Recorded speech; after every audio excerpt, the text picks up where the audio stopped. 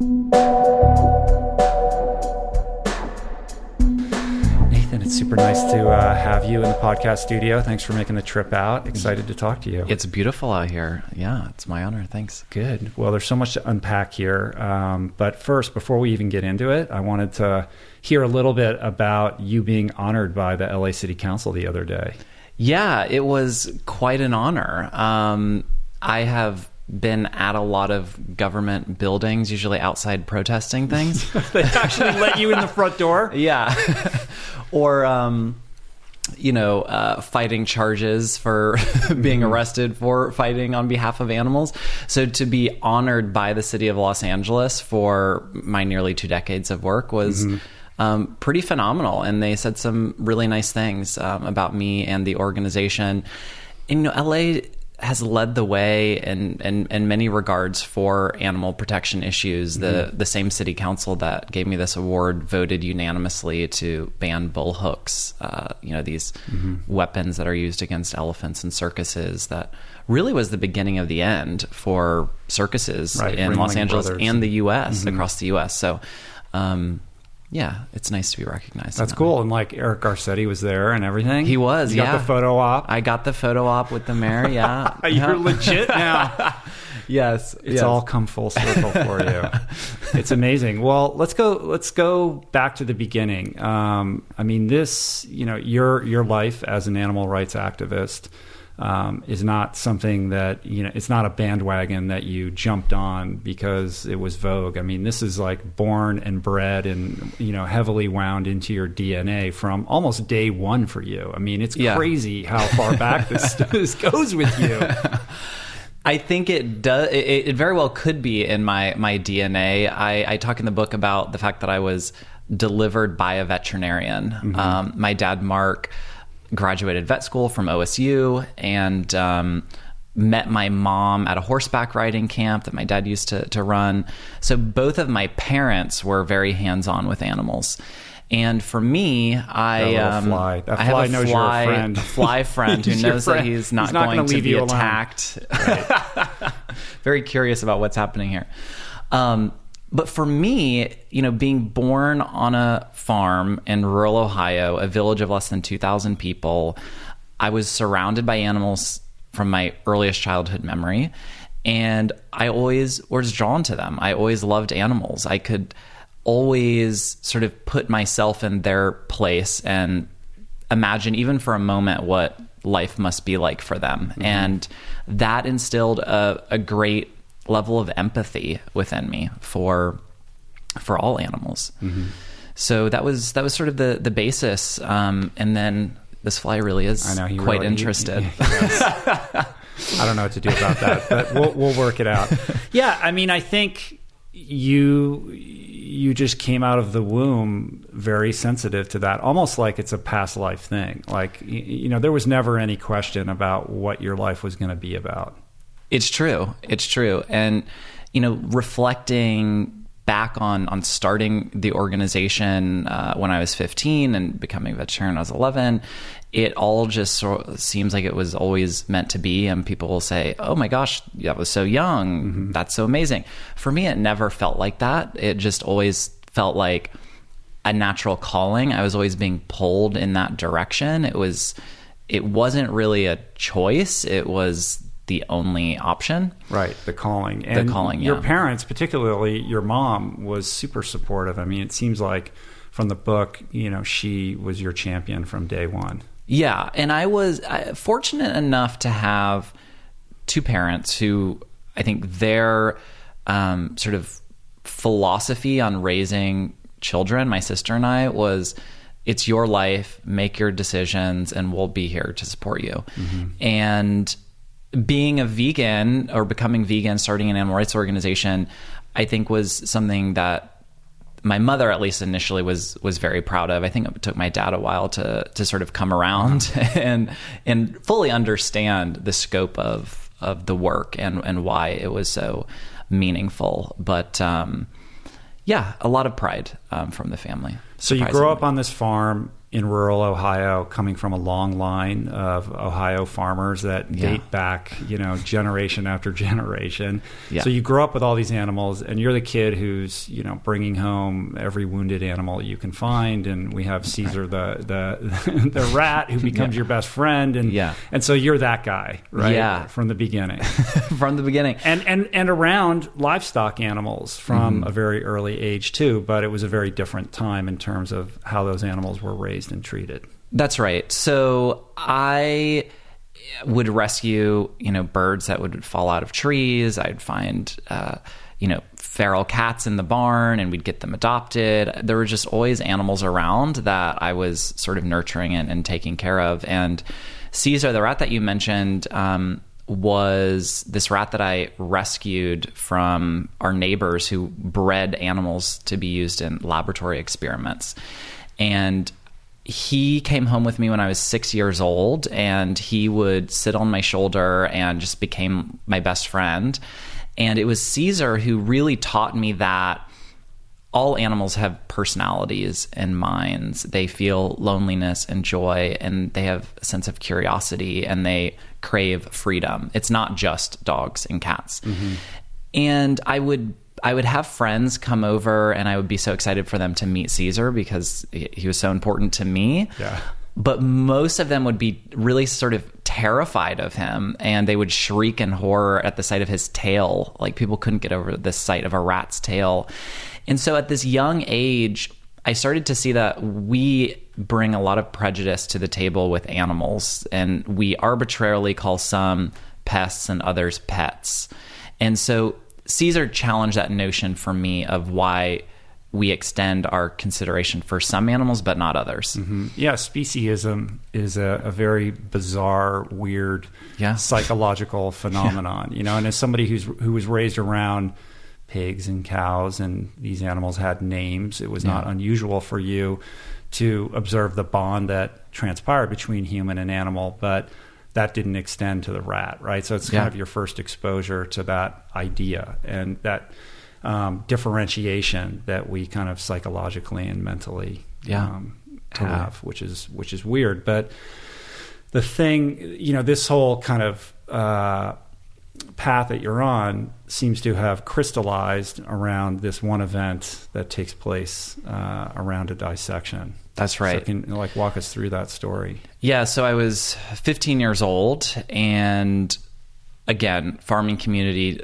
2,000 people. At the high school, there's an agriculture class, and the teacher of the class is a pig farmer. His name's Mr. Jenkins. And he raises about 11,000 pigs. So he has a very large scale operation that he's running. Now, one May morning in 1999, Mr. Jenkins decided that they're going to do a dissection project, and he's going to kill some baby piglets on his farm to use. Now, he arrives to the school with this bucket filled with baby piglets that are supposed to be dead. He goes into the classroom, he sits the bucket down, and a student walks over and notices that one of the piglets is still alive. In fact, she's standing on top of the others in this bucket. So the teacher instructs the student to do something about it. He grabs the piglet by her hind legs and slams her head first into the ground. Now, this is a senior in the class who did part-time work on Mr. Jenkins' pig farm. Now, this piglet still didn't die. Her skull was now fractured. She was bleeding out of the mouth. She was just in horrible distress. So a few of the students were just sickened by what they had seen. They took this baby piglet and they left the classroom. They went down the hall to another teacher's room. Her name was Molly Fearing, and she was a first-year teacher at the school. She was known as being the vegetarian who cares about animals. Mm-hmm. So Molly, with this baby piglet cradled in her arms, left the school and went to a local veterinarian about 10 minutes away and had the piglet euthanized. Molly's next step was to the sheriff's department, where she said, look, this piglet was just killed in this horrible way. There should be animal cruelty charges filed. And eventually charges were filed against Mr. Jenkins, not the student himself. it went to court, and it was a big deal in this agriculture community, as you could imagine. Right. It becomes this big news story that like kind of polarizes your town. Right. So it's in the paper. I mean, local TV stations are doing stories about it. There are letters to the editor of the local papers. It's just, the tensions are rising. And the first day of that trial, the benches are packed at court with pig farmers that show up to rally behind Mr. Jenkins. They don't want animal advocates telling them what to do. They don't want, this type of criticism for their practices. Mm-hmm. In the very first day of that trial, those charges were dismissed. And the reason that they were dismissed is because in Ohio, like at least 30 other states, if something is considered, quote, standard agricultural practice, it's exempt from cruelty prosecution. Mm-hmm. And this practice of slamming piglets into the ground head first is standard practice. It's deemed legal, and we still find it all across the country when we go into factory farms. So that case illustrated to me that there needed to be an organization that would give a voice to farmed animals. And it was really clear to me that if this had been a puppy or a kitten, the outcome would have been very different of that. It wouldn't have been tolerated. There would have probably been perhaps jail time. Certainly psychiatric evaluation would have been suggested, probably a prohibition of owning animals. But because it was a piglet, it was just deemed common business, standard practices. Right. Like if a teenager or a preteen did that to a dog, they would say this kid's a potential serial killer. Right. You know what I mean? Yeah. Like we should pay attention to what this kid is doing. And it's interesting the differentiation in the treatment and the way we think about these things, and also the lack of defined terms when it comes to standard agricultural practices, right? Like, what does that mean? It casts this broad net, and so much can fall underneath that. And that's still, a battle that I know, you and MFA are waging. It's true, because what it does is it hands over the authority to decide what is acceptable and what is legal to the very industries and individuals that profit off of these animals. And so they're always going to do what's the cheapest and the fastest, not what is in the best interest of the animals. Mm-hmm. So to me, it's similar to handing over authority to chemical companies to decide what's an appropriate amount of toxic chemicals to put into the groundwater or, into the air. Like, most people would consider that to be ridiculous. There has to be some sort of regulation or oversight, but for animals, that's what's happening. Right. Yeah, totally. Fox watching the henhouse. You're how old at this point? 15. You're 15. Yeah. Okay. Yeah. And I can't even drive yet. You can't. And there's no Facebook or social media yet. Yeah, none of that's online yet. Although it was soon to come, right? Because you're young. But it's interesting that not only are you kind of carrying this frequency of already, pursuing this path and being interested in this world, this huge thing happens that you find yourself right in the middle of. It's like this, perfect storm of events from which to birth, Mercy for Animals, which you created at age 15, which I did not know. I mean, that's, at 15, you create this organization now that you have 130 employees in like 60 countries or something. How many countries? Six countries. But big ones. Yeah, big countries. I mean, this was created when you were 15 years old. It's unbelievable. Yeah. It is a little bit unbelievable. It's been my life's work. It's been 18 years now since starting the organization, but it has been the most fulfilling work, the most meaningful work, challenging work. But, the organization, and obviously there are so many people that are part of the organization. I'm, one person sort of holding space and doing what I can for it. It's the organization is made up of, thousands of volunteers, thousands of people that donate money, undercover investigators. Like, it's a wide network of really incredible individuals. But the progress that we've helped push forward is really shifting the game for farmed animals. Yeah, there's no question about it. So, we'll get back to the timeline, but I think it would be worthwhile to kind of explain the mission statement of Mercy for Animals, and also to try to contextualize the role of MFA in comparison to the other organizations out there like PETA and Compassion Over Killing and Humane Society, and the like. So the mission of Mercy for Animals is to prevent cruelty to farmed animals and promote compassionate food choices and policies. So we do that through 4 program areas. One is Undercover Investigations. And this is one of the things that we're most known for. Sending people into factory farms, slaughterhouses, livestock auctions, hatcheries, wired with hidden cameras, and then working sometimes for months on end and documenting how these animals are crammed in cages where they can't turn around, mutilated without painkillers, separated from their families, have their throats slit while they're conscious in slaughterhouses.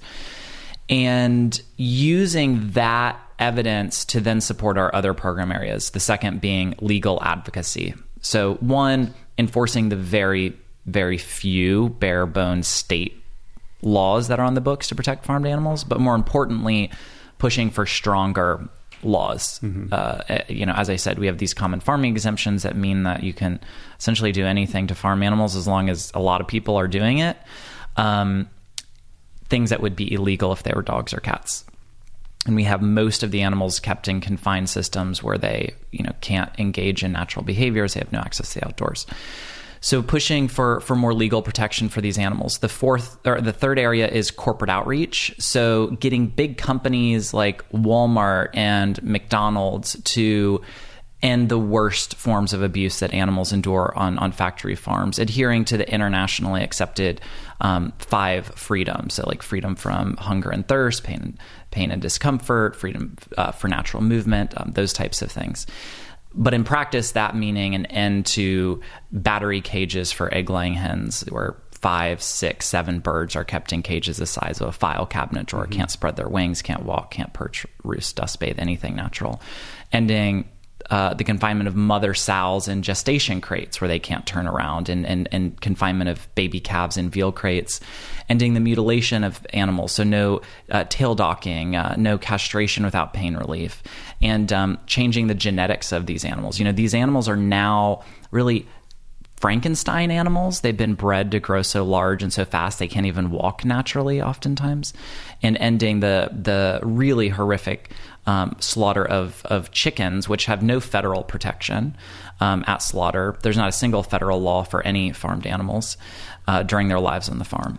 Right. So, I don't want you to just gloss over that fact, because that's really kind of amazing and illustrative of where we are. I mean, there's a bunch of state laws, and those state laws vary, of course, but there's no federal legislation on how we regulate how these animals are treated, it just seems weird and bizarre. It is. So no federal regulation for how farmed animals are treated on the farm. There are two laws, one regarding transportation, which is the last, day or so of the animals' lives. And that law is just so poorly enforced and almost meaningless. Right. And like 28, they can't be in a truck for longer than 28 hours or something like that. That's right. And then there's the Humane Methods of Slaughter Act, which completely exempts 98% of the animals that are killed for food, land animals, almost all, because it doesn't include fish either. So that basic law says that these animals are supposed to be rendered unconscious before their throats are slit. But for birds, the typical way in which they're killed is they're dumped out of crates onto these moving conveyor belts. Workers snap them into shackles by their fragile legs. Many of them have broken bones and bruising. And then they go through an electrified vat of water, which paralyzes the birds. And then they have their throats slit by a spinning blade. And a lot of these birds are still alive when they go into scalding tanks of water. The USDA, on their own estimates, which are entirely, too low, say that at least 1 million animals a year are scalded alive at the slaughterhouse. And then the fourth program area is education work. So this is really focused on informing people about where their food comes from and who they're eating, and the fact that farmed animals, again, they have rich emotional lives, they're intelligent, they matter. Their lives matter. The treatment of them matters, and that we can make compassionate food choices when we sit down to eat. So a lot of our education work is based on promoting a plant-based diet, encouraging people to crowd meat off of the plate and really eat plants as a way of sparing animals from the suffering that we're talking about. Right. And why did you decide to focus exclusively on farmed animals? Well, they are the 99%. We talk so much about companion animals and dogs and cats.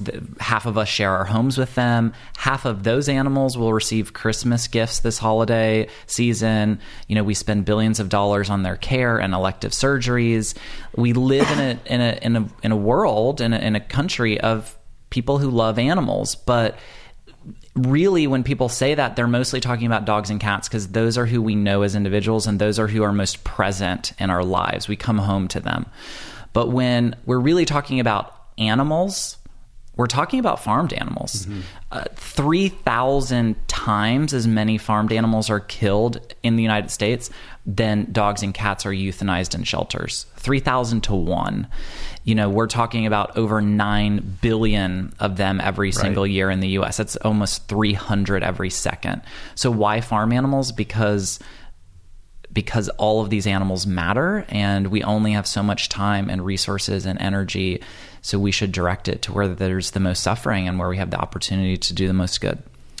When you look at factory farming and the number of farmed animals, the statistics really are staggering. 9 billion in the U.S. alone, and that doesn't include fish, right? Yeah. So it could be, because they do that by weight and not by individual. And globally, you had estimated somewhere between 50 to 100 billion land animals alone. Right.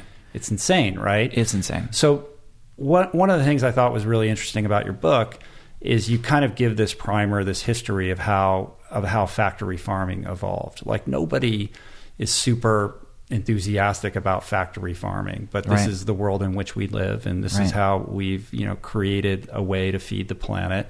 Yeah. But I think it would be instructive to kind of take a step back and look at how we got here as a way of contextualizing how perhaps we can solve this problem and create better ways. That fly is back. The fly is back with a vengeance. Well, I think like a lot of things throughout history, our ancestors were trying to do the best that they could with what they had under the current circumstances. Or under the circumstances that they were living in. So I'm not here to, condemn those that came before me. I think they were doing what they thought was necessary. But certainly in this day and age, with a global population racing towards almost 10 billion by 2050, and the threats of climate change and all of the knowledge that we have, it's clear that the old way of doing things just isn't going to be sustainable for us. Not to mention, it's just completely cruel and inhumane to the animals that are victims of it. But, people didn't always eat this much meat. Right. This is a relatively new phenomenon throughout human history. And, factory farming as we know it is something that my great-grandfather was in the middle of when he was he raised pigs the way that a lot of people still think pigs are raised, out in the field. And I talk about it in my book, how it was in that time, in the early 1900s, when these factory confinement systems started to come about in the U.S. These things like gestation crates and like farrowing crates. And my great-grandfather said, I'm not going to use them because they're too hard on the sows. But, beginning of World War I, there was a push to need to produce a lot of food and a lot of protein, and there was this push to produce a lot of chicken, especially specifically, and with that, at the same time, around the 40s or so, we started seeing places like McDonald's and KFC, rise. And so you can look at a chart of meat consumption in the United States, and you can see just this incredible spike in meat consumption and the slaughter of chickens, mostly chickens, starting back in the 60s or 70s or so. It was just this dramatic incline. So, it was taking these factory models and taking animals from the outdoors, putting them inside, giving animals vitamin D and things so that they didn't need as much sunlight, manipulating their diet, manipulating their lighting cycles. And then, of course, we had penicillin and antibiotics, so we were able to keep animals in conditions that otherwise they wouldn't naturally live in because they're too filthy and it's too stressful. And now we, start feeding animals these routine, non-therapeutic antibiotics. And of course, we all know the problems with that now as well, with, superbugs and what some say at least 70% of antibiotics now being fed directly to farm animals. So it's just a total mess. It's a system that's out of control, and it's not sustainable on every measurable level that we look at. Mm-hmm. So again, I and part of writing the book was a lot of reflection about the history of how we got here. But I think that we have an opportunity to be really intentional about what the future of food looks like. And I talk about that in the book too. Right, and we're going to get to that. Yes. The pioneering clean meat movement, which is super fascinating. Yeah. And as you probably know, I had Bruce Friedrich on to talk about that in the past. So, yeah, and I love talking about that stuff. But in the context of factory farming, give us a lay of the land of what we're currently kind of looking at in terms of how the typical cow and chicken are treated. Yeah. So there are really two main breeds of chickens that are used. And one is the egg-laying chicken, the white leghorn. And they have been bred to be rather small birds who produce a lot of eggs. So the modern chicken that's used for food production or eggs originate from jungle fowl from Southeast Asia. And in nature, these birds, would lay about 2 clutches of eggs a year, so about 2 dozen eggs the entire year. They'd spend much of their time, running around, building nests, exploring, looking for insects, had a really rich life, would live to be over 10 years old. We domesticated these birds and started manipulating their genetics. So now for the egg-laying breeds, they lay over 200 eggs every year. Mm. And this takes a big toll on the birds' bodies because these eggs take up so much calcium for the shell and what's in them. So a lot of these birds suffer from osteoporosis, and a lot of them suffer from broken bones by the time they're pulled out of their cages and are slaughtered. Right, and their legs can't really sustain the weight, right? So they can't even really walk. So that's the broiler chickens, the meat-type birds. And these are birds that have been bred through genetic selection to be really big because the characteristic that they're being bred for is breast meat or thigh meat, because that's what the companies want. And in order for that to happen, there are, of course, unintended consequences, which are the birds can't walk naturally. Studies show that about 90% of them are essentially lying down in the last few days of their lives because it's just so incredibly painful for them to walk. They have joint pain, and they suffer from heart problems, lung problems, similar things that you would see with really obese children, the same sort of joint pains and everything you're seeing with these birds, because they are babies. And if you listen to them, they're essentially chirping as if they're babies, because they are. They're only 45 days old when they're slaughtered. Right. The egg-laying birds, the males, so for broiler chickens, both male and female birds are bred, and they're kept in these huge windowless sheds, packed in there by literally tens of thousands, living in their own excrement. They suffer from sores on their legs, on their breasts, blisters. They really don't have access to natural light, so they're and they do that intentionally so that the birds will grow faster. So they don't even have a natural activity schedule. They grow faster without the light? Because they don't want them moving around as much, because when there's any energy. That's right. They just want them to eat, grow, and go to slaughter. Mm-hmm. That is the business model for these broiler operations. they're then taken to the slaughterhouse and are killed in the way that we discussed earlier. Now, on the egg-laying side, it's only the females that are used. The males, because they're not this breed that grows really large and they don't produce eggs, they're useless. So they are killed right away. And I tell the story in the book about an investigation at Highline Hatchery, which is one of the largest hatcheries in the entire world. They hatch hundreds of thousands of birds every single week. And we documented what happens to all of these males. And what happens is there are these people called sexers, and there are these conveyor belts with the chicks on them.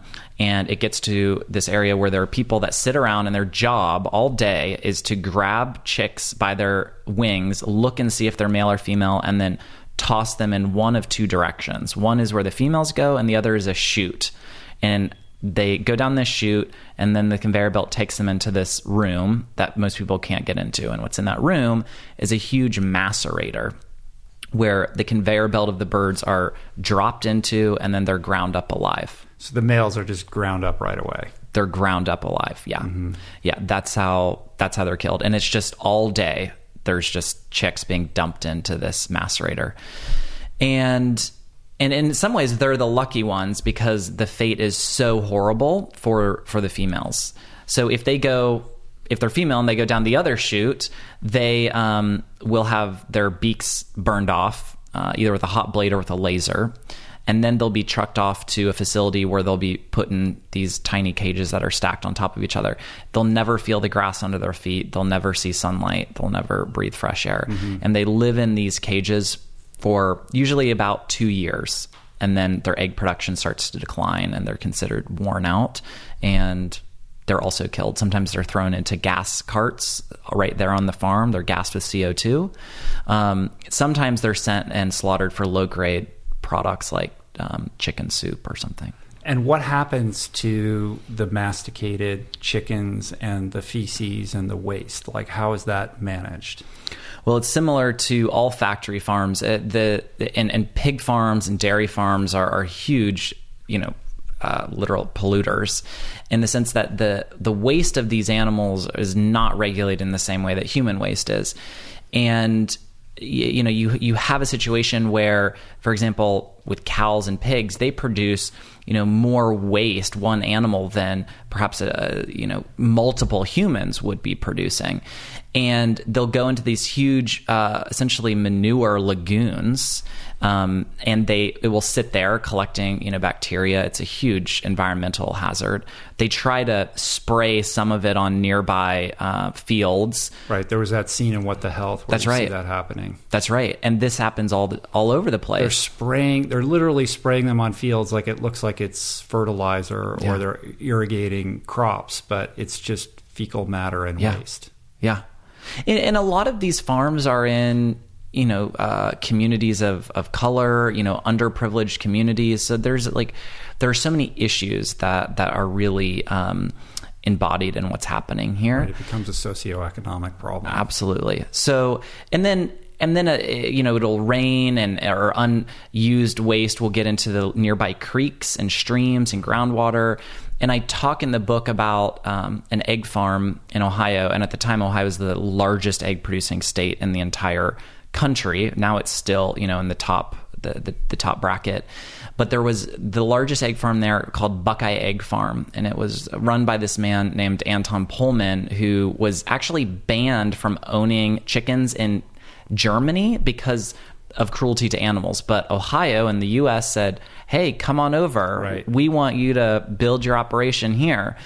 So sorry to interrupt you, but you go through kind of a laundry list of the things that he did in Germany, and it's unbelievable, right? Yeah. He could just pack up and come over here and set up shop after what he had done there. Yeah, and then he did the exact same thing in the United States. So it was environmental violations, fly infestations of local schools and communities, and people's property values plummeting because nobody wants to buy a house surrounded by 10 million chickens and manure and flies and everything from child labor issues and violations at the farm. It's just... I mean, these are dark, sad places in every way that you can imagine. So that's sort of the aerial view of what life is like for hens. Mm-hmm. You mentioned what life is like for cows. You know, the worst treatment is in the dairy industry, actually. And a lot of people don't really think about animal cruelty in the egg industry or in the dairy industry, mm-hmm. because we think, well, you know, an animal doesn't directly need to die for that, so it must be okay as long as they're living good lives. But the truth is that oftentimes it's just prolonged cruelty for these animals, and they are slaughtered. There's not, you know, a big sanctuary where millions and millions of animals go to live the rest of their right. lives. There's no happy pasture for these animals. Uh-huh. So in the dairy industry, you have, again, a situation that's based off of the reproductive manipulation of animals, where the males also aren't useful. So they're also considered useless byproducts, and that's where the veal industry comes from. Cows used for dairy are just like any other mammal. You know, what makes us mammals? Well, a number of things, but one is that we feed our young through milk. And cows are the same. They only produce milk to feed their babies, not, you know, because for the rest of their life to be producing, right. Not because of a dairy company wants to, you know, make profits off of them. So they have to be artificially impregnated, then give birth. Those babies, obviously, if they were drinking the milk, then there wouldn't be any milk to be sold to people. So the babies are literally dragged away within a few hours of being born. Right. There's all those videos that are heart-wrenching of the calves being separated from the mother and the mother whelping. And, you know, it's awful to watch. It is awful to watch. And that plays itself out countless times a day in the dairy industry. Those videos aren't, you know, some exceptional thing that's happened. Somebody just, you know, filmed it. But that is the emotional heartbreak that these animals suffer every single time that their babies are taken from them in the dairy industry. And, you know, I think any mother could relate to what that must be like on some level. And I tell a story in the book about the sort of Sophie's Choice situation at a very small, actually family farm in New York, where there was this cow who had given birth out in pasture, and she'd been used by the dairy farm for a number of years now, so she knew what happened when she gave birth. She knew that her baby was going to be taken away from her. And they took the baby away, but she kept coming back from the field to be milked without much milk to give, or to be taken, really. And they didn't understand what was wrong because she seemed like she was in good health. One day they followed her out into the field and realized that she in fact had given birth to twins, and that there was another calf that was out in the field that she was protecting because she knew that they would take one of her calves away from her. She literally like hid her baby. Yeah. And she made this heartbreaking choice of giving up one of them to save the other because she knew from past experiences what was going to happen. Right, which sheds a light on the interior lives and the intelligence of these animals. Oh, absolutely. And they remember, they think about the past, they think about the future, they plan. Jane Goodall, she once said that we have to understand that we're not the only beings on this planet with personalities and minds. And it's basic, but it's true. Mm-hmm. So that is the beginning for these animals in the dairy industry. The females will then be kept in factory conditions, where some of them will be chained by their necks, others will just be confined indoors. About 3-4 times a day, they'll be taken into a milking parlor area and hooked up with electrical sucking devices. Now, a physical abuse to these animals is really extreme inside of these environments, because you'll have people working inside of these operations that are tasked with moving hundreds, thousands of animals a day in a very short period of time in really brutal conditions. And so people become desensitized to what's taking place there. And violence quickly follows. They'll take out their frustration and their anger on the animals in front of them. And we've documented at dairy farms workers using pitchforks to stab cows, breaking their tails, using crowbars to beat them over the head. Just really the most heartbreaking type of abuse that you can imagine. It's interesting, that phenomenon. And it makes you wonder, did these employees come in with that disposition, or did the experience of working there and, having to kind of repress, their own compassionate feelings lead to that kind of behavior? This is something that I really struggled with, and I feel like I have a much deeper understanding of it because Mercy for Animals has done over 60 undercover investigations. And I think that there's a small number of individuals that work at factory farms that are sort of sadistic and enjoy abusing animals and use their place of power there to fulfill this really sort of sick desire to torture animals. We see that every once in a while. But the norm is that you have an underprivileged, vulnerable community of people, mostly undocumented immigrants, who take these jobs in factory farms and slaughterhouses. Very few people grow up wanting to work at a slaughterhouse or in a factory farm. That's not what people aspire to.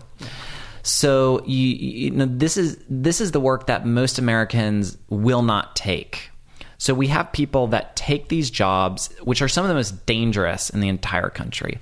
Slaughterhouses, one of the most dangerous jobs that you can get. High rates of amputation, carpal tunnel syndrome, back injuries, everything. Physically dangerous. But then you also have an emotionally traumatizing job. I mean, you can imagine it is someone's job for 8 hours a day to sit with a knife and slit the throat of chickens who miss the automated blade. Somebody sits there with an iPod, listening to music, slitting the throats of animals. Right, and having to sublimate that somehow, day in and day out. Like, there's just no way that is not taking a huge emotional toll on a human being. Exactly. And so we see, and there's been studies done on this as well, but our investigators see all the time, really high rates of alcoholism and drug abuse, especially methamphetamines, inside of these operations. So you have people, one, really physically demanding work, and then two, as you said, there's emotional trauma that they're suffering.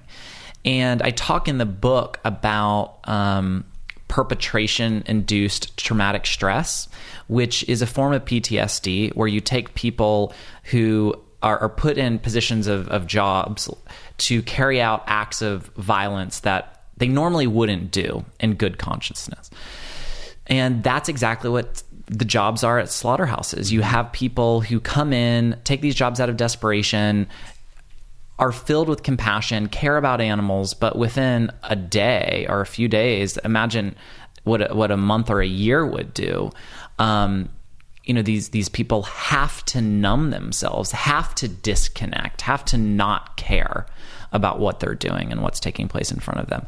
And there's a study that looked at the Sinclair Effect, this theory that Upton Sinclair put forward 100 years ago, when he noticed that there were rates of violent crime much higher around slaughterhouses than in other areas.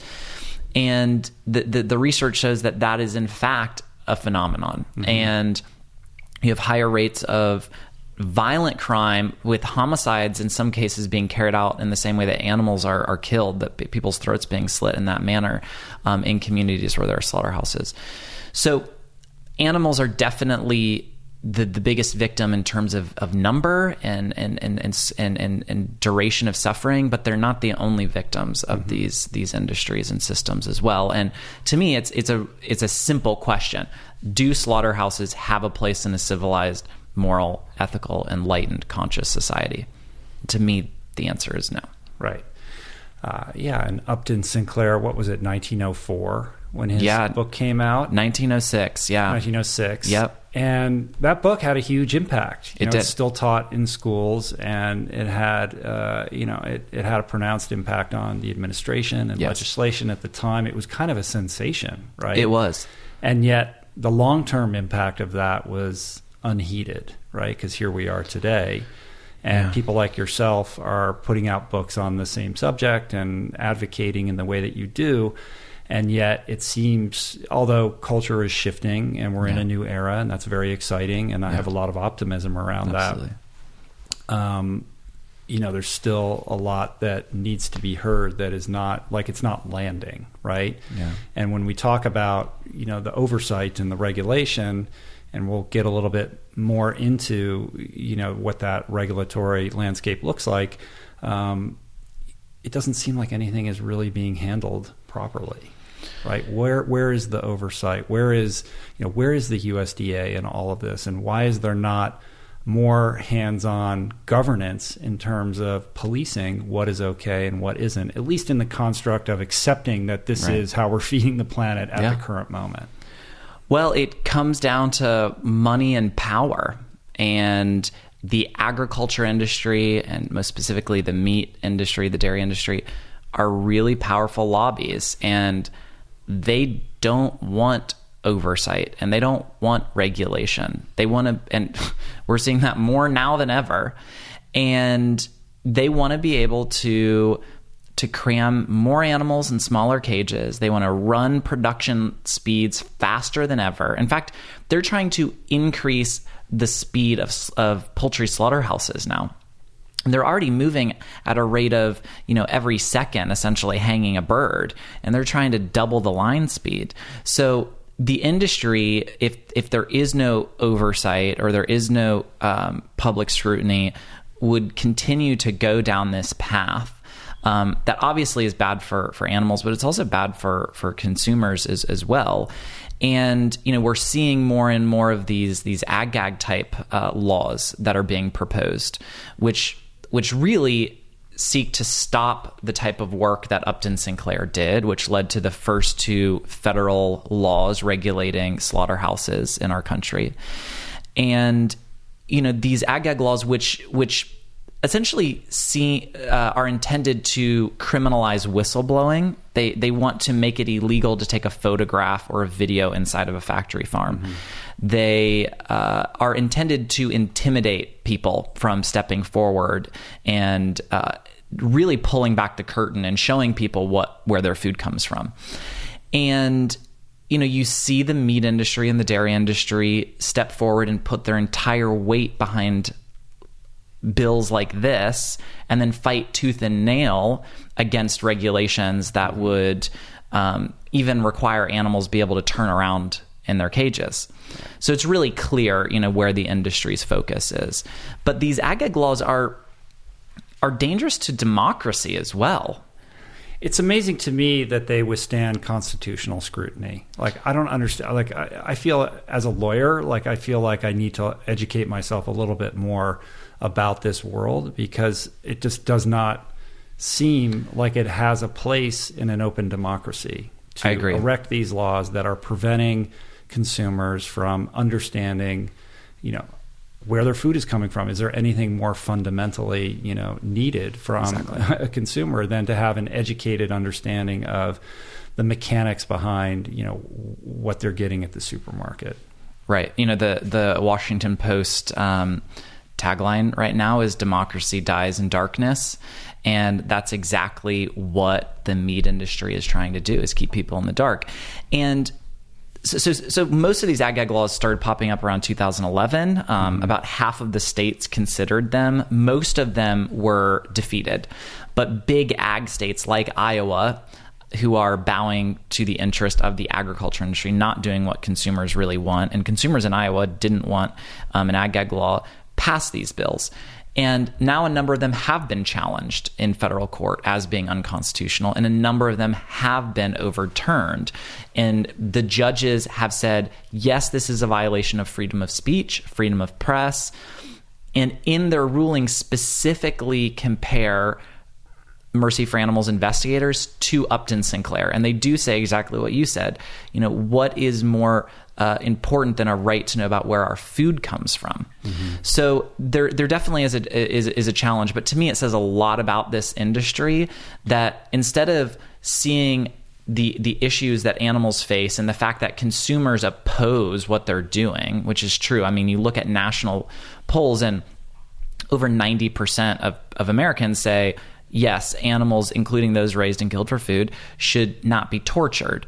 But then you look at what's actually happening, and these animals are being tortured. So the industry has sort of two paths to go down. One is they start to address what the animals are enduring, or the other is they just try to stop the discussion. Mm-hmm. And they want to create a one-sided discussion where only they can put forward, these sort of staged white glove tour images of what their facilities look like, and they want to crowd out the images that our investigators gather when the industry doesn't think that they're being watched. Right. It would be like if you went to North Korea and you were guided around and shown the whitewashed version of what it's like to be there versus the reality of what it's really like. Exactly. But you said something interesting a minute ago that I didn't want to gloss over, which was that you're seeing more of these laws come online.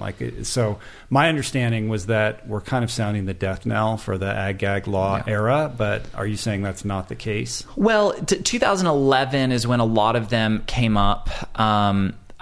There's not more this year than there had been before. And I think that the industry sort of walked away with a lot of black eyes and sort of beaten up in the press, because what ag-gag did is it really attracted a lot of national media coverage to what was happening in our food supply. And, what are these industries so desperate to hide? Most businesses are excited for the media and for customers to come and see what they do.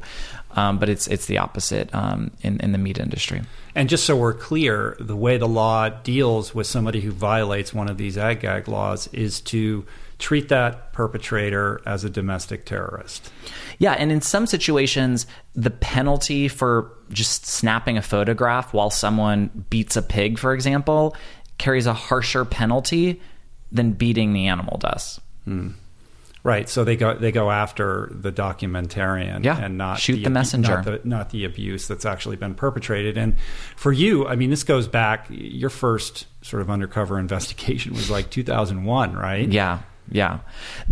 So I was 17 when we started, which gave me a bit of some legal cover because I was still a minor. But nowadays we have people that get hired at these facilities. They work alongside everyone. They have high-tech camera equipment that's designed by the same people that make equipment for the FBI and CIA.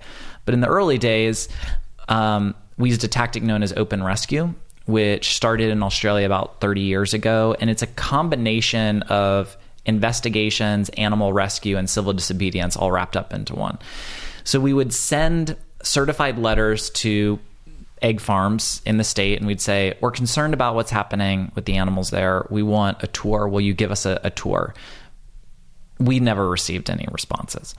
So we would then move forward, and we would go in at night, 2 a.m., dressed in black with splunking lights on, and we would essentially go through these unlocked doors. We weren't there to damage property. We were there to document and to help animals. So we would go in through the manure pits of these huge factory farms. Sometimes these manure pits are 7-8 feet high. And then we would climb through broken cage wire and get to the second floor, because egg farms are 2 floors high. The manure's on the ground floor, and then the second floor is where the birds are kept. And we would spend hours at a time in there documenting with handheld cameras birds that were impaled by a cage wire, birds that were thrown away into trash cans while they were still alive, birds with broken bones. And we would take some of them with us to go to veterinarians to be treated, and then to animal sanctuaries. So by doing this work, we were risking literally decades in prison. One lawyer told us it was 30 years that we were facing for doing this work. I would still be in prison right now. The first one, after you sorted out the camera equipment, after a couple sort of naive attempts, you do this exploration, you do all this documentation, and you're still 17, right? You call this press conference, and you get all this media attention, and you unveil these videos and the documentation, and it causes quite a stir. I mean, you're 17, and that is like ballsy, man. I mean, seriously, that takes like a lot of... I mean, I think about what I was doing when I was 17, basically, creating a media event around this cause that is not just important to you, but something that, all consumers should be aware of, and actually catalyzing the appropriate effect. And what I thought was interesting about that story was that so the chicken farm is coming after you, right? They're going to sue you, and you're going to be the victim in all of this. But then they realized the media shitstorm that would ensue from something like that. To be in open court would just give you an even broader platform to speak more, vociferously about what was actually going on, and then the whole thing just goes away. Yeah, and we did 4 of these open rescues, so we kept sort of pushing the envelope as years went on. We went them through from 2001 to 2004. And we knew that we were taking legal risk. It wasn't our preference to go to jail because we knew you could help more animals outside of jail than we could behind bars. But we were willing to take that risk because people didn't know what was happening. Again, this was really before the rise of social media. So to get people to even see a few seconds of what an inside of a factory farm looked like, we would need to sort of take some pretty drastic measures to get the media, national or local media, to pay attention just long enough to put these images on the local news. So you got to crack the code on marketing also, right? Yeah. In a pre-social network era. Right. Interesting. Let's talk a little bit about labels. I mean, you mentioned earlier there is growing consumer concern and compassion around these ideas. Right. And when the average human being or consumer actually gets a glimpse at what is actually going on, they don't like it. Like we're inherently compassionate. Like nobody wants this to be happening to the animals. We just sort of accept it. And I think the term you use in your book is, I read an interview somewhere where you were asked, why do we allow this to continue? And there's a level of willful ignorance, which is a phrase you use, and I think that's right. I think there is. It's not that we want it to be this way. It's just that we're either uneducated or because we're so disassociated from the process of where our food comes from, that it's easy to be willfully ignorant, to choose not to watch those videos. Like, oh, don't show me that. Or like scroll quickly through your Facebook feed when, Nathan's latest video comes up. I'm following him because I want to know, but like, I don't really want to know. You know what I mean? Like that kind of thing. Right. And so industry is aware of this, and we live in a capitalist society. And as consumer habits begin to shift and issues like wellness and the humane treatment of animals become more of a cultural priority, we have kind of stepped into that as a society to deal with it, not necessarily by redressing the cause and getting to the root of the matter, but by kind of placating people with these labels, whether it's cage-free or grass-fed, and now there's so many of them. Like some of them more worthy than others, but it's almost so confusing now that because there's like 10 labels on every food product. Like, what does any of this mean? Is this real? Beyond just the picture of the pasture on the thing of eggs that makes you feel good without any meaning whatsoever. So walk us through like what these labels are, the main ones, what they actually mean, the reality versus like the proposition. Yeah. So there's a lot of what I call humane washing that's happening. You have a lot of people who, as you just said, are becoming more aware of what's happening. They know that factory farming is bad, that animals suffer. They don't want to support it. Now, we believe at Mercy for Animals, the best thing is to move towards a plant-based diet. It's really the compassionate choice that we can make. So we don't endorse any of these animal products because there is always inherent cruelty that goes with it. Whenever you're going to make an animal a commodity and view them as a production unit, their welfare is always going to be secondary or further down the line to the bottom line. And as you said, the labels really do vary dramatically. You have some that are essentially rubber stamping what the industry is already doing. So those are labels like United Egg Producer Certified. If you see that label on an egg carton, that means that those eggs are from a factory farm and the birds are kept in cages and they can't spread their wings. Right, just means there's an egg in this box. That's right. And the primary trade association for the egg industry acknowledges that there's an egg in that box. And I talk a little bit in the book about how the initial label was called the Animal Care Certified label. That was also put on egg cartons with hens that were kept in these battery cages. But MFA and other organizations said, this is consumer fraud. You need to change this. And the Better Business Bureau got involved and the Federal Trade Commission, and they changed it to now United Egg Producer Certified. Then you have labels like American Humane Certified, which is from the American Humane Association, which is also completely meaningless.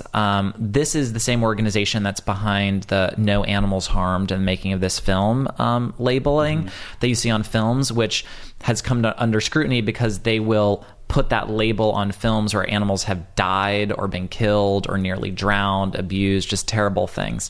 So what's going on over there? What is the purpose of that organization then? Well, it is essentially... It has become almost a front group for animal use industries. The American Humane Association finds themselves on the opposite end of animal welfare issues than pretty much every other animal organization. And Bullhooks is an example of that. They actually came out in support of these sharp metal weapons that are used to beat elephants in circuses. No other animal protection organization would do that because it's not in the best interest of elephants.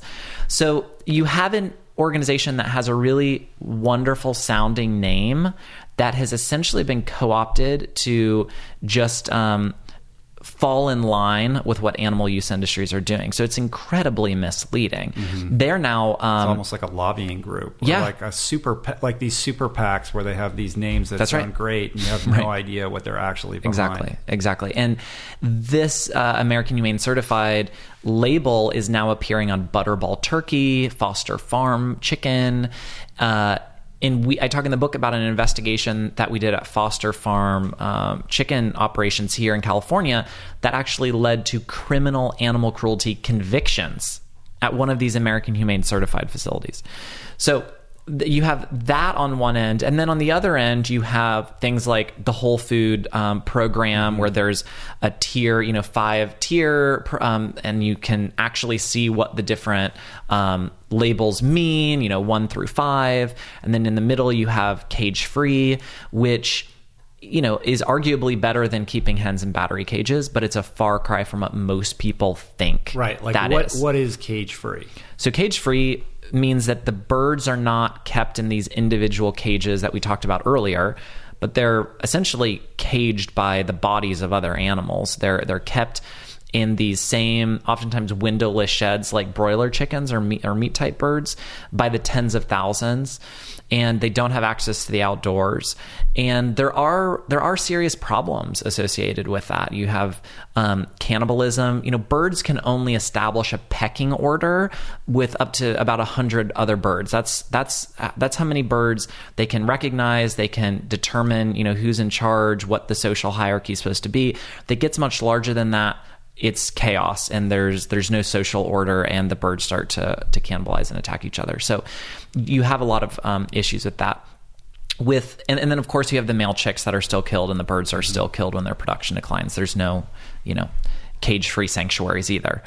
And then you have free range, which is essentially what I just described, but the birds should have access to the outdoors. Now the problem is that there's not very clear definitions of what that means. Right. So the birds might have a small amount of access to the outdoors for a large number of birds. And then you have pasture-based and sort of a varying degree of freedom that the birds are supposed to receive, but there's not very strict regulation of what the terms are or who's overseeing it. So, as you can see, there are a lot of labels that are aimed at making people feel good about what they're buying, but oftentimes it's not really clear what they mean, and what they mean is much less than what people expect. Right. I think it's super instructive what you had to say about the American Humane Association. I mean, just seeing that word humane on a label, on a box or packaging, the average consumer would just be like, oh, it's humane. It's humane. I'm good. It's great. Because it's about guilt alleviation, right? As much as anything else. Like as long as I see that, then I have no internal conflict. Yeah, and I know people who say, oh yeah, I only eat free range animals that are free ranged, and the truth is that that's not true, because it's very difficult to eat on the go and eat in all these places and actually know where any of your food is coming from. Like it's under such sort of limited set of circumstances where you actually would be able to know where your food is coming from. And that's why I say, even if you don't have a problem eating animals, and you're okay with eating animals if they're raised under certain conditions, the truth is that it's just not as practical to live in line with those values as it is to eat plant-based. It's always, it's much easier to eat plant-based food knowing that you're not supporting animal cruelty than pretending that you're only gonna eat meat of animals raised under certain circumstances, because it's just not available to people. Yeah, it's a very interesting psychological and philosophical discussion and argument to have, because someone like Gary Francione would say that this, this sort of grass-fed movement and this explosion of at least the idea, if not the reality, of humanely raised meat is actually harming the movement, because it is going to the heart of that guilt alleviation. It makes people less likely to ultimately abandon meat or go plant-based because they feel better about the choices that they're making. Yeah.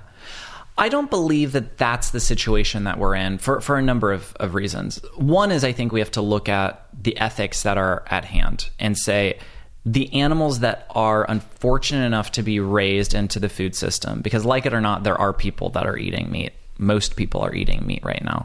And most people that eat meat aren't sitting down and thinking about the lives that these animals lived. They're going to the drive-through, they're getting meat. This is not an ethical... From the hamburger patty tree. That's right. Unfortunately, it's just not on most people's radar, that this isn't like at the front of their mind.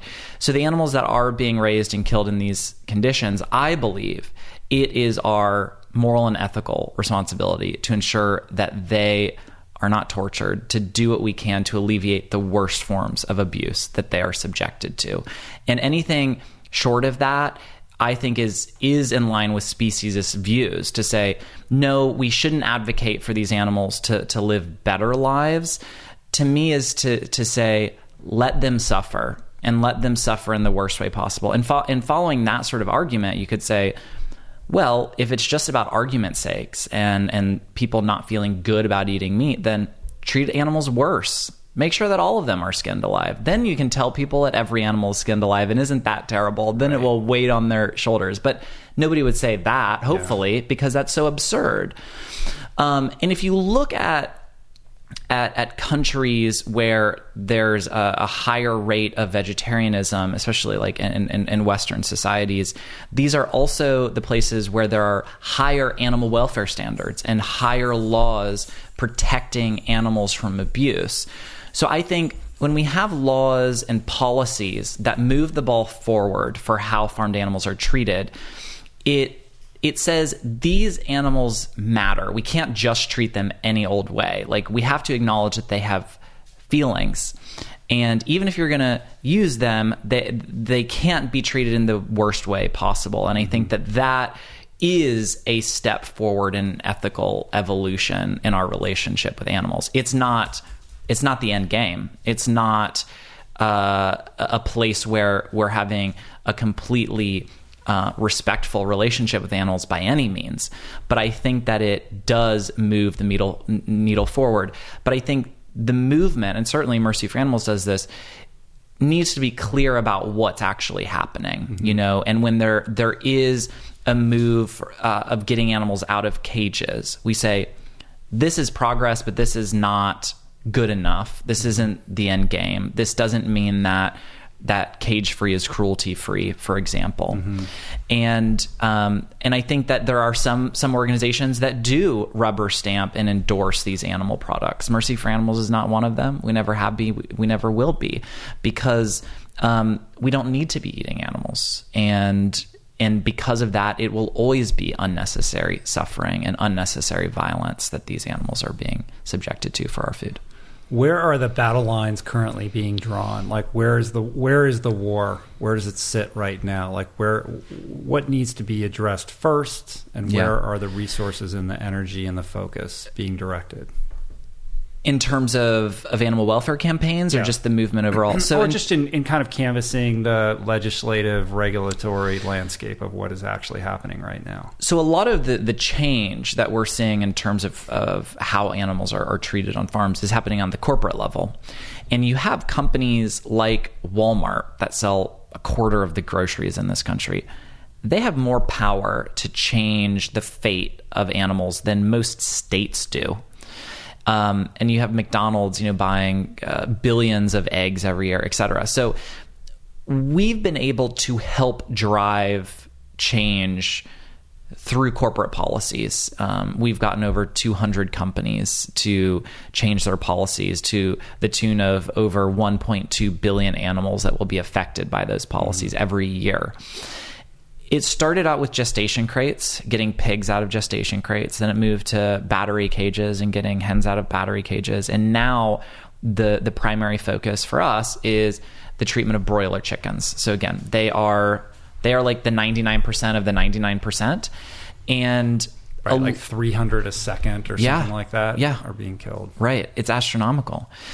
So right now we're focused on addressing the slaughter of these birds, because they're killed in a way that would be prohibited if we even killed cows or pigs in that way. So trying to get it so that these birds are not dumped out of crates while they're alive, snapped into shackles while they're still alive, using inert gases to put the birds to sleep so they're never handled and they never have to endure that cruelty. Changing the genetics of the birds so that they grow slower and not so large, giving them access to natural light so that they can have that the semblance of a day and the natural energy and the natural activities that come along with that, giving them environmental enrichment. These are animals with minds and curiosities, and they should have things to do with their days. So those are some of the things that are being pushed forward for chickens. The next real battle is for fish. They are raised in much the same way on factory farms now. And some of these fish, it takes them a number of years to reach market weight, what's considered market weight. So the duration of their suffering is very long. And, they're kept in these concrete tanks, crowded together. You've got poor water quality. You've got mites, essentially parasite infestations that the fish suffer from.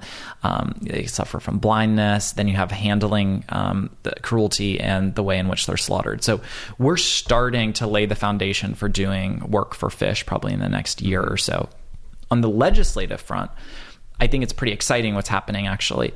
In Massachusetts last year, voters overwhelmingly passed an initiative that would prohibit hens from being kept in cages, pigs in gestation crates, calves in veal crates. But what was most meaningful was that it also prohibited the sale of products from animals kept in these restrictive cages. Now that initiative is coming to California, and animal advocates have started gathering 500,000 signatures to place it on the ballot for next year, which is essentially builds off of Prop 2, which passed in 2008 with over 63% of the vote. And it also prohibits products from being sold in the state of California from animals kept in these tiny enclosures. So it should have a, ripple effect. Right. That's amazing. That's pretty cool. Yeah.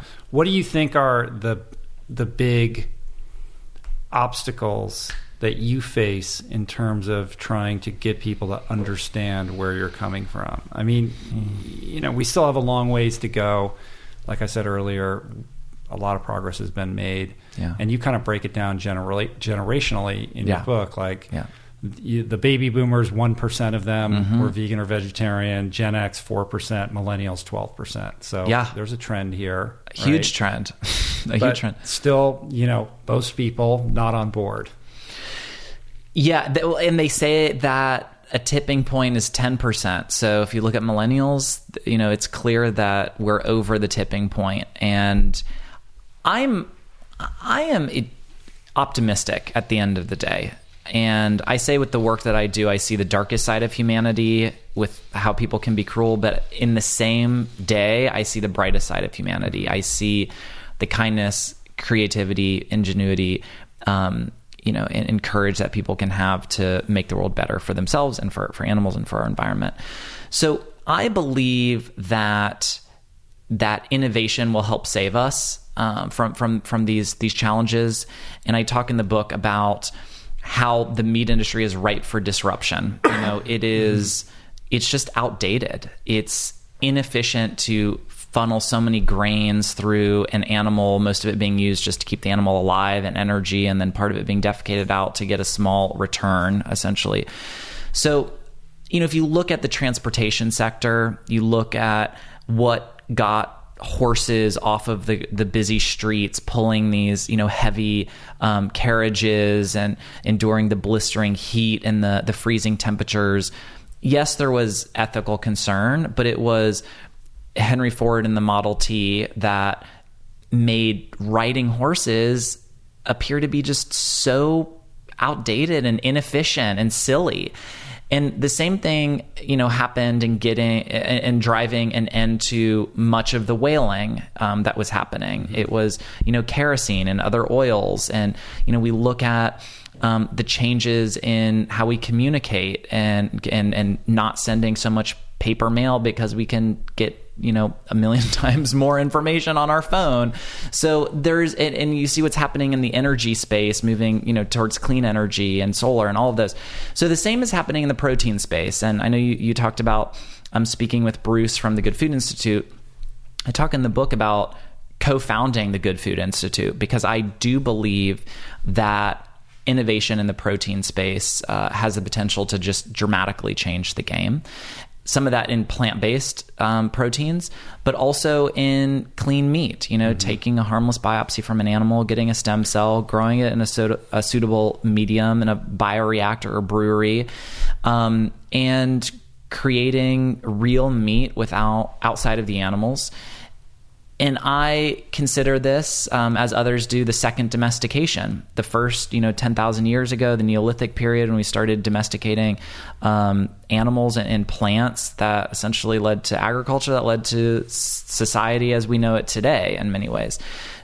The second domestication being cells and us, and I think it being a reflection of our ethical growth and our intellectual growth and our understanding of science, so that we can get all the benefit without the harm. And to me, that's really exciting. It's crazy times. I mean, it's literally science fiction. It's amazing what is happening, specifically with Uma Valetti and his team at Memphis Meats and what they're innovating and the momentum that they have right now. And certainly there will be, this is coming. Like this is happening, right? And there will be an acclimation curve, in the same way that we're going to have to get used to self-driving cars and how weird that is and is going to be sooner probably rather than later. We're going to have to overcome this weird, icky feeling or sensibility that we have around eating what is ostensibly animal flesh without there ever being an animal, right? That's weird. It's weird. Let's just say it. Let's not pretend that that it's normal, because it's not. But I think this is the future, as crazy as that sounds. And in many ways, it's miraculous. It's a little, I mean, if I'm being totally honest, it's like, okay, like, is this safe? Like, is this the evolution of GMOs? Like, what are we really doing here? What are the long-term implications of human health? And I think all of that hopefully is getting addressed and studied diligently. But presuming that gets worked out, the idea that we're going to be engineering animal flesh and can kind of attune it to make it healthier than, the animals that we're raising with the, less saturated fat and whatever, tweaking it and all of that, as weird as it is, that's coming online. And that has the potential to literally eradicate factory farming as we know it. Exactly. And that's what I'm so excited about is you look, and as you mentioned, UMA and Memphis Meats attracting investments recently from Bill Gates and Richard Branson, but perhaps most excitingly from Cargill, one of the largest meat companies in the U.S. who are realizing that in order to survive, they don't want to be like the music industry. That's right. Get passed by. Like, they're going to have to get on board with this now, or they're just going to get innovated right out of business. That's right. So they see that the writing is on the wall. And, what I tell fellow vegans is you don't need to eat clean meat. If it's not something that you're interested in, that's totally fine. This is for the 98% of people that are looking for meat. And it's so good for animals. But as we briefly mentioned, we are at a really crucial time in our lives, in human society, and the health of our planet, with climate change, with racing towards fishless oceans by 2048, like all of these things, that being in the middle of the sixth mass extinction, like things are dire. We have to make some really meaningful changes, and clean meat uses 50% less energy. It uses over 90% less land, 90% less water, emits 90% less greenhouse gas emissions. So it's not only sort of an ethical savior, perhaps, but environmentally as well. And as I said, we're going to have nearly 10 billion people here by 2050. So I think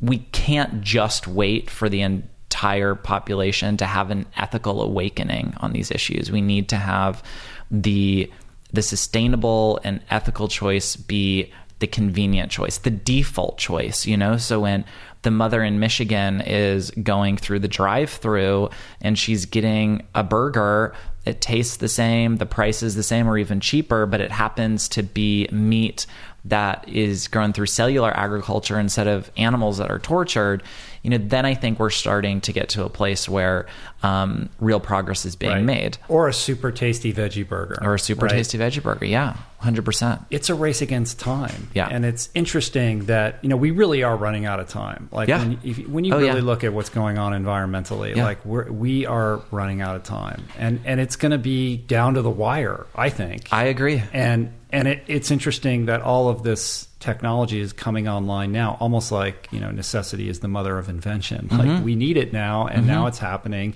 Can we get it up to speed in time? Because how else are we going to move forward?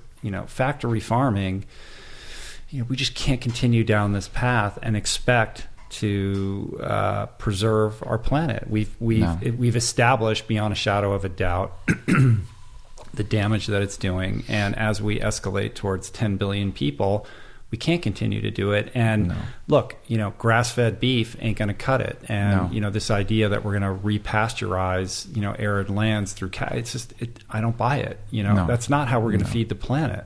No. And like you said, we don't have to wait for clean meat to come to market. We can start eating a plant-based diet right now. So we are the opposite of helpless in this situation. But as you said, it's going to be down to the wire. What's going to save us or kill us is the choices that we all make. The choices that we make in our everyday food choices, but also the choices that we make whether we're going to become part of the solution or not. Whether we're going to find our own unique voices and skills and talents and use our resources in a way that is moving us towards a humane and sustainable future, or moving us in an accelerated path to destruction. And I talk in the book about some really, inspiring individuals that had that aha moment, had the light bulb come on, saw what was happening, and instead of saying someone needs to do something about that, they said, I need to do something about that. I realize I am a someone. And, that's what one of my biggest hopes is from the book, and just from Mercy for Animals work in general, is that people will, at the end of the day, be inspired to help drive change.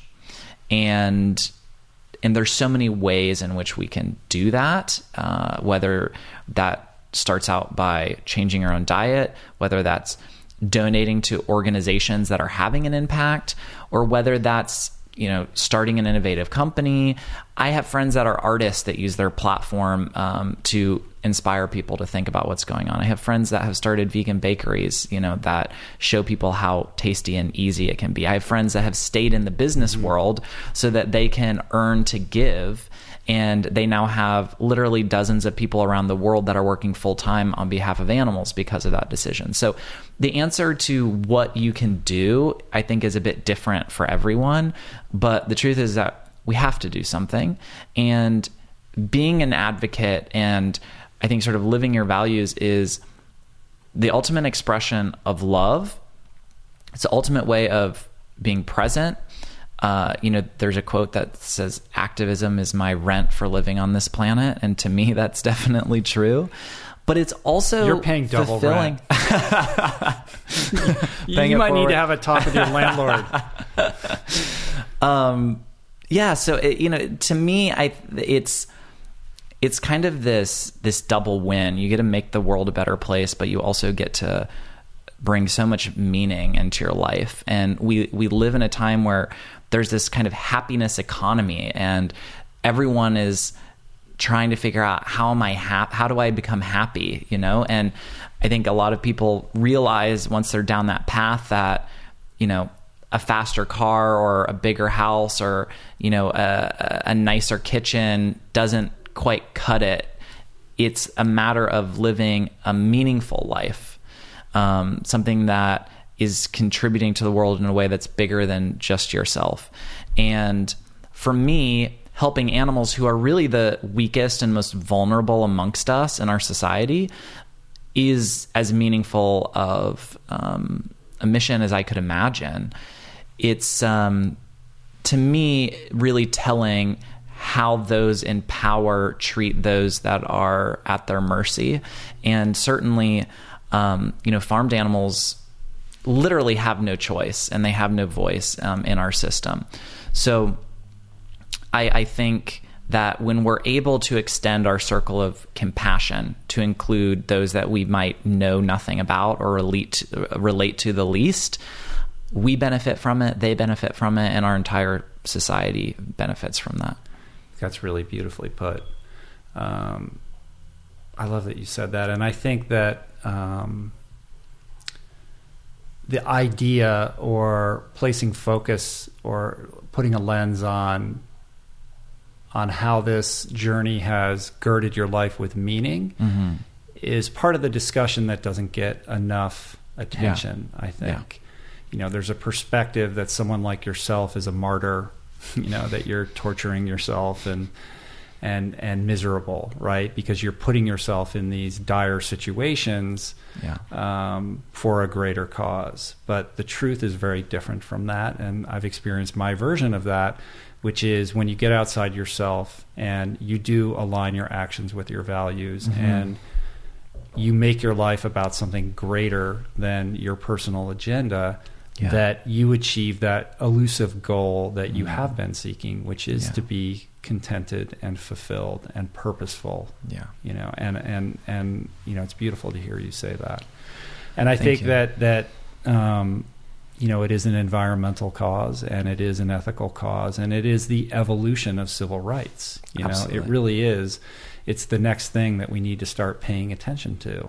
we've done a good job of sort of, in a serial way, working our way through the various categories of people that have been treated unfairly. And this is where we need to put our focus on now. And you're doing a beautiful job of that. The work you're doing is not only extraordinary, it's impactful. Like, you are making a huge difference. Thank you. The book is beautiful. Everybody should pick it up. Mercy for Animals, available wherever you buy your books, right? That's right. And if somebody wants to learn more about Mercy for Animals, the organization, I presume the best place to do that is to go to the website. But how else can people get involved?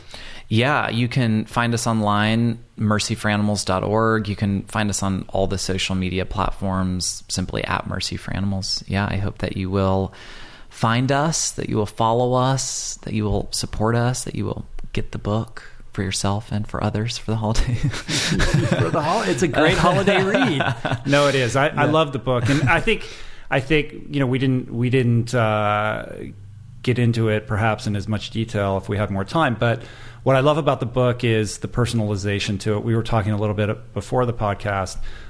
It's it sort of opens with your story. Well, it's a kind of a dramatic event, and then it segues into your personal story, which I found to be very compelling. And you had said, "Well, I didn't really want it to be about me. It's about the cause." And I'm like, "Yeah, but your story is actually super interesting, and it allowed me to more deeply engage with the things that you're passionate about and the things that you talk about in the book." And you did a beautiful job with that. And I think everybody should check it out, and the stories that you tell about the investigations and the people that you've worked with is really quite touching.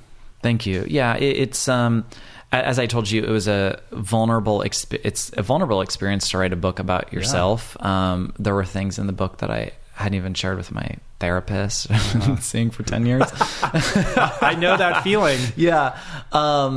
But it was also really important to me to share the stories of these undercover investigators who operate in the shadows, intentionally not having their stories told so that it can be focused on the animals.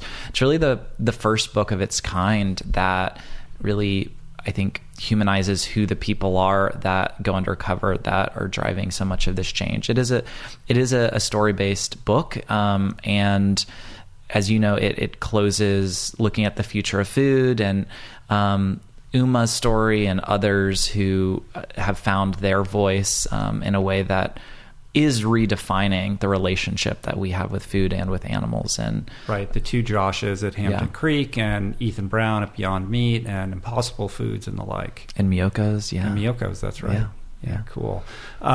Before we close, though, can we talk a little bit about Circle V? Yeah. Which is this weekend. It's sold out. I know, you sold it out. Second year. Yes. What was the idea behind kind of creating this event, and what is it all about? I mean, by the time I put this podcast up, it will have passed, but people can get excited about next year. That's exactly right.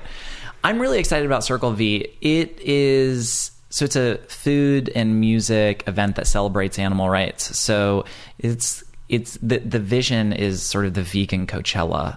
And I believe that music and art is a powerful platform to inspire change and to open people's hearts and minds to think about the world and think about others in a way that maybe oftentimes we don't. So Circle V is just this fun event that has world-class artists. I mean, this year Moby is headlining Waka Flocka Flame, Dream Car, Rory, Reggie Watts, and others. And then we have incredible speaker panels, which you will be on. Mm-hmm. I get to be on a panel for the second year in a row. I'm excited about that. So like just world-class speakers, packed on these panels, and then awesome vegan food. So you get something of everything wrapped up into one. And like you said, this is the second year. It's growing every year, circlev.com. And hopefully people can join us in 2018 for Circle V. It's held here in Los Angeles. Yeah. So last year I attended and I was on a panel and I just loved it because as somebody who I've gone to a lot of veg fests, you know, I know the drill. A lot of them are very similar, and they're great. I love all of them, and I love the community. I'm not disparaging anybody. Like, I think it's all amazing, but there was something very different in the tone and tenor of Circle V. Like, it's super rock and roll, you know, like you ain't playing around. Like, no, it's like, not a veg fest. No, it's not. It's like tattoos and like rock and roll, and like there's a different energy to it that's very Hollywood. You know, I mean, not in a glitzy Hollywood way, but like when you like if you live in Hollywood, like, oh, these are people in, you know, like it's very like, it's very cool. Like, I love the energy and the vibe and all about it. So I'm super excited about it. I'm super excited about it as well. Yeah, cool. Right on. Well, like I said, keep doing what you're doing. Thank you. You as well. Changing hearts and minds, man. I love your message and your work, and I wish you well. And thanks for talking to me. Thanks so much, Rich. All right. Peace. Plants. All right, cool.